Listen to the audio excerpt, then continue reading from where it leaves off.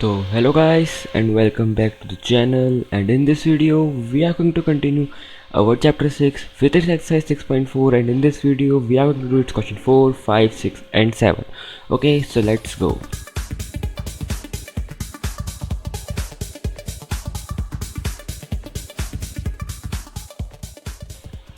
तो देखो क्वेश्चन 4 में अपन को क्या दे रखा है, if the areas of two similar triangles are equal prove that they are congruent.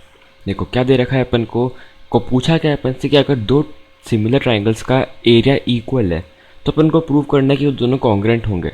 Okay, बहुत सिंपल सा क्वेश्चन है। देखो अपन अज्यूम करते हैं कि दो ट्राइंगल्स है ए बी सी और पी क्यू और दोनों सिमिलर है, और क्या दे रखा है कि दोनों का एरिया इक्वल है। और एक कुछ चीज़ अपन को पता है कि अगर दो ट्राइंगल्स अगर सिमिलर है तो उनके एरिया का रेशियो उनके साइड्स के रेशियो के स्क्वायर के इक्वल होगा। ये अपन ने थ्योरम पढ़ी हुई है। ओके, तो अपन लिख सकते हैं कि area of triangle A B C upon area of triangle P Q R is equal to A B upon P Q का square is equal to B C upon Q R का square is equal to A C upon P R का square, right. और अपन को गिवन है कि area of A B C is area of triangle P Q R, right. तो अपन बोल सकते हैं कि अगर अपन इन दोनों का रेशियो निकाले तो वो 1 आएगा, क्योंकि दोनों का एरिया इक्वल है। तो इट मीन दोनों एक दूसरे से कट आउट हो जाएंगे और दोनों का जो रेशियो है वो 1 आएगा, राइट। तो अपन इस जगह पे ये पुट नहीं करके यहाँ पर अपन 1 लिख देते हैं ना। तो अपन क्या लिख सकते हैं कि 1 is equal to A B upon P Q is equal to B C upon Q R is equal to A C upon P R का होल स्क्वायर, राइट। अब देखो, अब अपन इसको ऐसे लिख सकते हैं जैसे अपने पास लिखा हुआ है ये ऐसे। तो अपन इसको ऐसे लिख सकते हैं कि 1 is equal to A B upon P Q, right. क्योंकि जो यहाँ पे स्क्वायर है, अगर अपन इसको स्क्वायर को इधर लेके जाएंगे तो वो अंडर रूट में आ जाएगा, और 1 का अंडर रूट तो 1 ही होता है। तो अपन लिख सकते हैं कि A B upon P Q square सब कुछ हटा करके A B upon P Q is equal to 1, right. अपन ये लिख सकते हैं। तो यहाँ से अपने पास क्या आ जाएगा कि A B is equal to P Q, यहाँ से अपने पास ये आ गया। और सिमिलरली अपन जब बचे हुए दो साइड से उसको भी अपन ऐसे देख सकते हैं B C is equal to Q R, है ना। और एक और क्या है अपने पास कि A C is equal to P R, right. अपन ये चीज़ कर सकते हैं क्योंकि तीनों जो है वो 1 के इक्वल है, और 1 का अंडर रूट 1 ही होता है। अगर अपन स्क्वायर को इधर शिफ्ट करके अंडर रूट में लेके जाएंगे तो 1 ही आएगा। तो अपन ये लिख सकते हैं कि तीनों का जो स्क्वायर आएगा वो 1 ही आएगा, राइट। तो देखो फिर अपने पास क्या आ गया कि A B is equal to P Q, B C is equal to Q R और A C is equal to P R ना। ये तीन अपने पास आ गई। ओके, अब अपन सिंपली बोल सकते हैं कि एस एस कॉन्ग्रेंसी रूल से दोनों ट्राइंगल्स क्या हो गए, कॉन्ग्रेंट हो गए। ओके, तो अपन को यही प्रूव करना था कि अगर दो सिमिलर ट्राइंगल्स का एरिया इक्वल है तो वो कॉन्ग्रेंट हो गए। तो अपन ने प्रूव कर दिया, बहुत सिंपल था। बस जो उनका रेशियो है 1 है, तो तीनों जो इनका भी रेशियो होगा कभी 1 के इक्वल हो जाएगा। तो तीनों साइड जो कॉरस्पॉन्डिंग साइड्स है वो इक्वल हो गई, कॉरस्पॉन्डिंग साइड्स इक्वल हो गई तीनों। तो अपन बोल सकते हैं कि एस रूल से दोनों ट्राइंगल्स कॉन्ग्रेंट हो गए। ओके, तो आई होप आपको फोर्थ वाला पार्ट समझ आया होगा। अब देखते हैं अपन फिफ्थ पार्ट। देखो फिफ्थ पार्ट में क्या दे रखा है अपन को, D E F are respectively the mid points of side A B B C and C A of triangle A B C. Find the ratio of the area D E F and triangle A B C. क्या दे रखा है अपन को कि D E F जो है वो ए बी सी ट्राइंगल के मिड पॉइंट से ए बी बी सी और सी ए पे। अपन को क्या निकालना है, अपन को इस ट्राइंगल का रेशियो इस पूरे ट्राइंगल के साथ निकालना है। अपन को दोनों ट्राइंगल का रेशियो निकालना है। ओके, तो देखो अपन क्या बोल सकते हैं कि अपन ने ये एक्सरसाइज जो फर्स्ट एक्सरसाइज इसके अंदर अपन ने पढ़ा था कि अगर दो पॉइंट्स मिड पॉइंट्स को ज्वाइन कर रहे हैं, मींस अगर दो पॉइंट्स है वो किस दो साइड के मिड पॉइंट्स को ज्वाइन कर रहे हैं तो वो थर्ड साइड के पैरेलल होंगे। ये अपन ने फर्स्ट एक्सरसाइज 6.1 में पढ़ा हुआ है।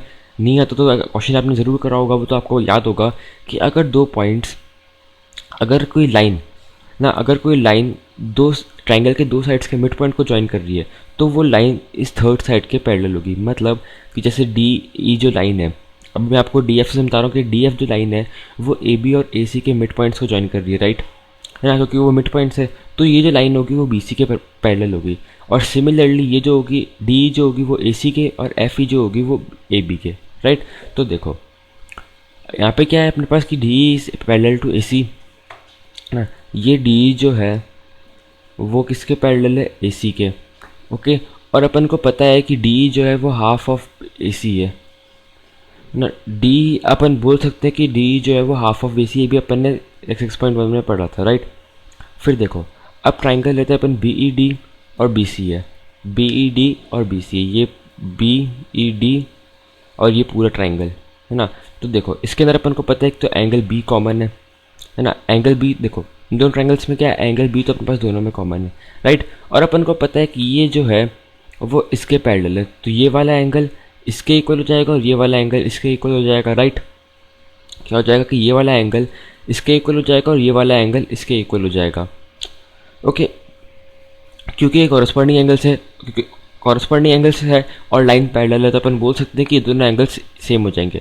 तो अपन बोल सकते हैं कि ए सिमिलरिटी क्राइटेरिया से दोनों ट्राइंगल्स क्या हो गए, अपने पास सिमिलर हो गए, ओके।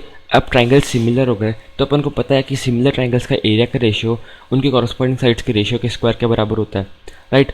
तो देखो यहाँ पे क्या हो गया अपने पास कि area of B D upon area of B C क्या हो गया, डी अपॉन ए सी का स्क्वायर। और अपन को पता है डी जो है वो हाफ ऑफ ए सी है, तो अपन डी की जगह क्या लिख देंगे, अपन लिख देंगे हाफ ऑफ ए सी। तो ए सी से ए सी कैंसिल आउट हो जाएगा और 1/2 का रेशियो क्या हो जाएगा, 1/4। तो एरिया ऑफ बी डी क्या आ गया अपने पास, 1/4 area of B C A, okay. और सिमिलरली अपन क्या प्रूव कर सकते हैं कि एंगल कि इसका जो एरिया होगा वो भी इस पूरे का 1/4 होगा और इसका जो एरिया होगा वो भी इस पूरे का 1/4 होगा, राइट। देखो अपन ने क्या प्रूव कर दिया कि इसका एरिया पूरे के 1/4 के इक्वल है, राइट, है ना। और जो ये ट्राइंगल है इसका भी एरिया, इसका एरिया और इसका एरिया, मतलब इन चार ट्राइंगल्स का एरिया इस पूरे ट्राइंगल के 1/4 के इक्वल है, राइट। फिर क्या करा अपन ने, देखो ये अपने पास चार इक्वेशंस बन गई, अपन ने कर दिया सबको प्लस, ओके। देखो पहले तो अपन देखो क्या करते हैं अपन, also area of triangle D E F is equal to area of triangle A B C, है ना। देखो अपन क्या लिख सकते हैं कि अगर डी ई एफ का जो एरिया होगा वो इस पूरे एरिया में से अगर अपन इन तीनों ट्राइंगल्स का इसका इसका और इसका एरिया माइनस करते तो डी एफ का एरिया के इक्वल आ जाएगा। समझना क्या बोला है कि अगर अपन इस पूरे ट्राइंगल में से ये इन तीन ट्राइंगल्स का एरिया माइनस कर दें तो इसका एरिया आ जाएगा, राइट। तो वही अपन ने यहाँ करा है कि area of triangle D F is equal to area of triangle A B C minus इन तीनों का एरिया प्लस करके अपन ने इसमें माइनस कर देंगे, ओके। तो area of triangle D F क्या आ गया अपने पास, area of triangle A B C as it is. B E D क्या आ जाएगा अपने पास, देखो इन तीनों का सम क्या आ जाएगा अपने पास, वन। देखो इन तीनों को अपन क्या लिख सकते हैं कि half 1/4 area of A B C, right. हुए अपन ने ऊपर प्रूव करा है, तो इन तीनों को अपन क्या लिख सकते हैं कि 1/4 area of A B C. तीनों का प्लस क्या आ जाएगा, 3/4 area of A B C. फिर यहाँ पर अपने पास देखो area of triangle A B C में से अपन 3/4 area of A B C minus करेंगे तो क्या आएगा अपने पास, 1/4 area of A B C, okay. क्या आ गया अपने पास, देखो पूरे एरिया में से अगर अपन 3/4 माइनस करें तो क्या बचेगा अपने पास 1/4, तो 1/4 area of A B C. तो बीच वाला ट्राइंगल का भी अपने पास ऐसे ही आ गया कि area of triangle A B C is equal to 1/4 area of A B C. तो ए बी सी को नीचे लेकर तो इनका रेशियो क्या आ गया अपने पास 1/4, मीन्स दोनों ट्राइंगल्स का जो रेशियो है वो 1/4 का रेशियो है, ओके। तो आई होप आपको ये वाला पार्ट, फिफ्थ वाला पार्ट भी समझ आएगा, बहुत ईजी पार्ट था। जस्ट आपको अपन ने पढ़ा है कि अगर मिड पॉइंट्स को ज्वाइन कर रही है तो वो पैरेलल होती है, तो तीनों लाइन्स को पैरेलल करो, इसका इसका और इसका एरिया पूरे के इक्वल करो, है ना। फिर इस ट्राइंगल का एरिया निकालने के लिए पूरे में से इन तीनों का एरिया माइनस करके उसको ए बी सी के फॉर्म में लेकर सॉल्व कर लो, ओके। तो बहुत इजी क्वेश्चन था। अब देखते हैं अपन 6 वाला पार्ट। देखो 6th पार्ट में अपन को क्या दे रखा है, क्या है इसके अंदर अपने पास, prove that the ratio of area of two similar triangle is equal to the ratio of their corresponding medians. क्या दे रखा है क्वेश्चन में अपन को कि अपन को क्या प्रूव करना है कि दो सिमिलर ट्राइंगल्स का एरिया का जो रेशियो होता है वो इनके कॉरस्पॉन्डिंग साइड्स के रेशियो के स्क्वायर के बराबर होता है, राइट। अपन को ये प्रूव करना है। तो देखो अपन ने ट्राइंगल ले लिया ये, है ना, ये दो ट्राइंगल ले लिया और अपन को पता है कि ए बी सी जो है वो पी क्यू आर के सिमिलर है और ए डी और पी एस जो है इनकी मीडियंस है, राइट। तो देखो अब अपन को पता है कि वो सिमिलर है, तो इट मीन्स उनकी कॉरस्पॉन्डिंग साइड्स का रेशियो भी इक्वल होगा और उनके एंगल्स भी इक्वल होंगे, राइट। समझना क्या बोल रहा है कि अगर एंगल्स ट्राइंगल सिमिलर है तो उनकी कॉरस्पॉन्डिंग साइड्स का रेशियो भी इक्वल होगा और एंगल्स भी इक्वल होंगे, ओके। फिर देखो अब अपन को पता है कि ए डी और पी एस जो है वो मीडियंस है, तो बी डी किसके इक्वल हो जाएगा, डी सी के ना, ये इसके इक्वल हो जाएगा और ये जो होगा वो इसके इक्वल हो जाएगा, क्योंकि मीडियंस इक्वल पार्ट में डिवाइड करती है लाइन को। और अपन लिख सकते हैं कि B D is equal to D C is equal to B/2 BC/2, मतलब वो इस पूरे को हाफ पार्ट में डिवाइड कर देगी ना, तो बी डी क्या हो जाएगा, बी सी का हाफ हो जाएगा, डी सी भी क्या हो जाएगा, बी सी का हाफ हो जाएगा। और सिमिलरली इसके अंदर भी Q S is equal to Q S R और क्यू आर और is equal to Q R upon 2, right. फिर देखो अभी जो इक्वेशन 1 थी इसके अंदर अपन ये वैल्यूज पुट कर देते हैं, ना। इसके अंदर अपन क्या कर देते हैं, वैल्यूज पुट कर देते हैं। तो देखो बी सी और क्यू आर की जगह अपन क्या लिख देते हैं, बी डी या डी एस में से देखो बी सी की जगह आप इन दोनों में से कुछ भी लिख दो और क्यू आर की जगह आप इन दोनों में से कुछ भी लिख दो ना। इन दोनों में से इसलिए लिखेंगे कि देखो अगर अपन क्या कर सकते हैं, अपन दोनों में से दोनों को 2 से डिवाइड कर सकते हैं, राइट। दोनों को अपन 2 से डिवाइड करेंगे, ऊपर को भी न्यूमरेटर को भी 2 से डिवाइड करेंगे और डिनोमिनेटर को भी 2 से डिवाइड कर सकते हैं। अपन ऐसा कर सकते हैं, ओके।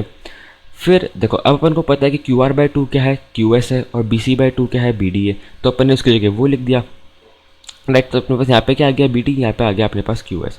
फिर in triangle A B D and P Q S अपन को पता है कि एंगल बी जो है वो एंगल क्यू के इक्वल है, और ये चीज़ अपन ने ऑलरेडी प्रूव करी है। तो एक एंगल अपने पास इक्वल हो गया और 2 साइड्स का रेशियो इक्वल हो गया। तो अपन बोल सकते हैं कि ऐसे या सिमिलरिटी क्राइटेरिया से दोनों एंगल्स क्या हो गए, अपने पास सिमिलर हो गए, राइट। अब दोनों एंगल्स अपने पास सिमिलर हो गए तो अपन क्या बोल सकते हैं कि उनका कॉरस्पॉन्डिंग साइड्स का रेशियो भी इक्वल होगा, है ना। अब देखो अपने ट्राइंगल्स कौन से सिमिलर कर रहे हैं, ये वाला और ये वाला, राइट। तो अपन बोल सकते हैं कि A B upon P Q का जो रेशियो है वो A D upon P S के इक्वल हो जाएगा ना। देखो A D upon P Q का जो रेशियो है वो A D upon P S के रेशियो के इक्वल आ जाएगा। मीन्स जो साइड्स का रेशियो है वो अपने पास मीडियन के रेशियो के इक्वल आ गया, ओके। और अपन को पता है कि अगर 2 ट्राइंगल सिमिलर है तो उनका एरिया का रेशियो साइड्स के रेशियो के स्क्वायर के बराबर होता है। तो अपन ने क्या लिख दिया कि area of A B C upon area of P Q R is equal to A B upon P Q का होल स्क्वायर। तो अपन को पता है कि A B upon P Q का रेशियो किसके इक्वल है, A D upon P S के। तो अपन A B upon P Q की जगह क्या लिख सकते हैं, A D upon P S. तो अपने पास क्या आ गया कि area of triangle A B C upon area of triangle P Q R is equal to A D upon P S का होल स्क्वायर, ओके। तो ये बहुत सिंपल क्वेश्चन था। जस्ट आपको जो मेन रेशियो दे रखा है उसके अंदर आपको मीडियंस जो ये वाले पार्ट्स है इनको लिखना है, इन दोनों ट्राइंगल्स को सिमिलर करो और जो साइड का रेशियो है वो मीडियन के इक्वल आ जाएगा, और इस वाले फॉर्मूले में साइड की जगह आप मीडियन लिख दो, ओके। तो बहुत सिंपल सा क्वेश्चन था ये, एग्जाम में जनरली आता रहता है क्वेश्चन, तो इसको अच्छे से समझना, ओके। फिर देखते हैं अपन 7th क्वेश्चन। देखो इसके अंदर क्या दे रखा है अपन को, prove that the area of an equilateral triangle described on one side of a square is equal to half the area of equilateral triangle describe on one of its diagonal. देखो सबसे मेन इंपॉर्टेंट है इस question में diagram, क्योंकि बहुत से बच्चे question के अंदर डायग्राम गलत बना देते हैं। तो डायग्राम अच्छे से समझना। डायग्राम तो क्वेश्चन में बोला क्या है अपन को कि prove that the area of an equilateral triangle describe on one side of a square. देखो ये अपने पास एक स्क्वायर है, ये ऐसे डायग्राम बनेगा, समझना देखो कैसे बनाया है ना। देखो ये अपने पास एक स्क्वायर है, राइट। क्या बोला है कि स्क्वायर के एक साइड पे एक इक्विलेटरल ट्राइंगल बना रखा है। मतलब अपन बना देते हैं कि यहाँ पे एक इक्विलेटरल ट्राइंगल है, मीन्स ये वाली साइड और ये वाली साइड इक्वल है, क्योंकि इक्विलेटरल ट्राइंगल में तीनों साइड इक्वल होती है। और फिर अपन को क्या दे रखा है कि is equal to half the area of equilateral triangle describe on one of its diagonals. क्या दे रखा है अपन को कि अपन को क्या प्रूव करना है कि एक इक्विलेटरल ट्राइंगल जो स्क्वायर के एक साइड पे बना हुआ है वो एक दूसरे इक्विलेटरल ट्राइंगल के एरिया के हाफ के इक्वल होगा जो कि उसकी डायगोनल पे बना हुआ है। मीन्स देखो एक ट्राइंगल तो उसकी साइड पे बना हुआ है और दूसरा ट्राइंगल इसकी डायगोनल पे बना हुआ है, मतलब स्क्वायर की डायगोनल ये है और एक ट्राइंगल यहाँ पे बना हुआ है ऐसा, और ये भी अपने पास इक्विलेटरल ट्राइंगल है। तो अपन को प्रूव करना है कि इसका जो एरिया है वो इसके एरिया के हाफ के इक्वल है, राइट। तो देखो डायग्राम में बना हुआ है, ए बी सी जो है वो अपने पास A B C D square है, ए बी इक्विलेटरल ट्राइंगल है और डी एफ बी भी एक इक्विलेटरल ट्राइंगल है, ओके। तो देखो let A B C D B square of side A ना। साइड अपनी ए हो गई तो उसकी डायगोनल का एरिया, डायगोनल कितनी हो गई, √2 है। इस बात को हमेशा ध्यान रखना कि हम स्क्वायर का जो डायगोनल होता है वो हमेशा √2a ही होता है। ए कुछ भी हो सकता है लेकिन जो डायगोनल होता है वो √2a होता है, बस ए की जगह जो वैल्यू दे रखे वो पुट कर दो, ओके। फिर अपन को क्या है आगे कि दो डिजायर इक्विलेटरल ट्राइंगल्स क्या है, ए बी ई और डी बी एफ, जो अपन को क्वेश्चन में दे रखा है ना। देखो अब since equilateral triangle A B E describe on it sides, A B E जो है वो उसकी साइड पर है तो उसकी साइड क्या हो जाएगी ए, और डी बी एफ जो है वो उसकी डायगोनल पर है तो उसकी साइड क्या हो जाएगी √2 है, राइट। अब देखो we know that equilateral triangles have all angle 60 and all sides of same length, therefore equilateral triangle are similar to each other. और मैंने आपको एक्सरसाइज 6.1 में बताया भी था कि इक्विलेटरल ट्राइंगल्स जो होते हैं वो हमेशा इक्वल होते हैं क्योंकि उनके सारे एंगल सेम होते हैं। इक्विलेटरल ट्राइंगल में सारे एंगल 60 डिग्री के होते हैं, तो अपन बोल सकते हैं कि ए रूल से वो ट्राइंगल सिमिलर होता है। और अगर ट्राइंगल सिमिलर है तो अपन बोल सकते हैं कि उनके एरिया का जो रेशियो होगा वो उनके साइड्स के रेशियो के स्क्वायर के बराबर होगा। ओके, तो देखो क्या लिख दिया अपन ने, area of triangle A B E upon area of triangle D B F is equal to A upon √2 A इसका होल स्क्वायर। तो यहाँ पे ए से ए कैंसिल हो जाएगा और 1/√2 का स्क्वायर क्या हो जाएगा 1/2। तो दोनों ट्राइंगल्स का तो अपन को यही प्रूव करना था कि एरिया ऑफ इनका जो रेशियो आएगा वो हाफ आएगा, या फिर अपन बोल सकते हैं कि एरिया ऑफ जो इस वाले ट्राइंगल का जो एरिया है वो इसके हाफ के इक्वल हो। मीन्स या है ना, यही अपन को प्रूव करना था। या फिर अपन बोल सकते हैं कि इसका जो एरिया वो इसका ट्वाइस हो, हाफ नहीं सॉरी, इसका जो एरिया है वो इसके ट्वाइस के इक्वल हो। मीन्स या फिर बोल सकते हैं कि इसका जो एरिया है वो इसके हाफ के इक्वल है। तो यहाँ पे अपने पास वही आ गया कि area of triangle A B E. तो अगर आप डी बी एफ को इधर ले जाओगे तो यहाँ पे इनटू में ट्राइंगल डी बी एफ आ जाएगा। ओके, तो यहाँ पे अपने पास ऐसे ही हो जाएगा कि area of triangle A B E is equal to half of triangle D B E. Okay, तो क्या आ गया अपने पास कि इसका जो एरिया है वो इसके हाफ के इक्वल है। ये अपन को प्रूव करना था और अपन ने प्रूव कर दिया। ओके, तो आई होप आपको चारों क्वेश्चन समझ आए होंगे। And if have any problem let me know in the comment section. So thank you guys for watching the video. See you in the next video with some more questions. Till then bye bye.